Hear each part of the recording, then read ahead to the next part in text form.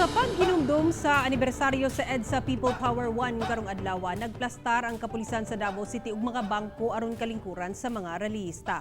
Apan duna bakahay misipot aron magrally? Kanatong saron sa report ni Argil Relator live. Argil. Sara 50 ka mga bangko ang giplastar sa kapulisan nga mauuntay kalingkuran sa mga gilaumang rallyista. Sa pagsaulog sa ika-35 nga anibersaryo sa EDSA People Power Revolution karong adlaw, nakahinumdom pa bakaha ang pipila ka mga Davaoenyo sa maong makasaysayang hitabo sa atong nasod. Pero ka nakaliday karon? Wala. Pero kabalo ka sa EDSA People Power Revolution? Oo. Sa may naanang nga celebration o event? Ano na after martial law? EDSA Revolution. Tama ka ma'am. Sa naanang EDSA Revolution? Nakalimot na ko. Kabalo ka ng holiday karon wala? Wala. Pero kabalo ka sa EDSA People Power Revolution? Wala po. Wala.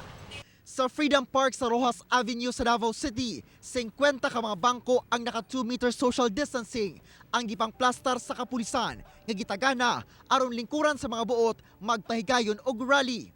Untog magabi ato sa gihapon sila kanang monitor kung unsa man basig hapon o unsa ba ang mga laka nga posibleng lang buhaton.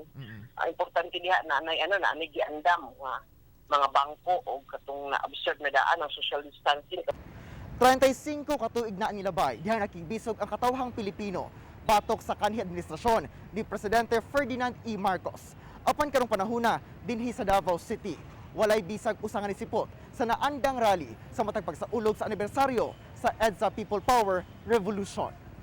Doon sa tropa sa San Pedro Police Station ang gideploy sa lugar aron masiguro ang kahapsay ug kalinaw ugaling dunay magrally.